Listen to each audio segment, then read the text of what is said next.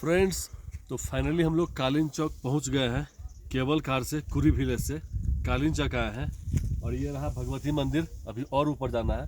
एक चीज़ बतला दें, ये जो कालीन चौक है सी लेवल से इसका जो हाइट है 3842 मीटर है, 3842 मीटर। मतलब ये मुक्तिनाथ टेम्पल से भी हाइट पे है, काफ़ी ऊंचाई पे है।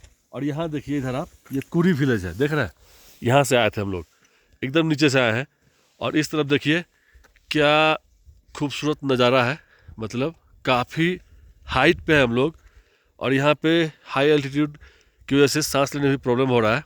इस तरफ देखिए, इधर पूरा माउंट एवरेस्ट ही है, जो लग रहा है कि इस पर्वत से ऊंचा है। ये पूरा इधर आपको गौरी शंकर हिमालय, लांगटांग हिमालय, गणेशा हिमालय और माउंट एवरेस्ट का फिस्टल दिख जाएगा। तो पूरा यहाँ से ये मतलब बहुत खूबसूरत नज़ारा है। देखिए आप, देख रहे हैं कितना अच्छा दृश्य है।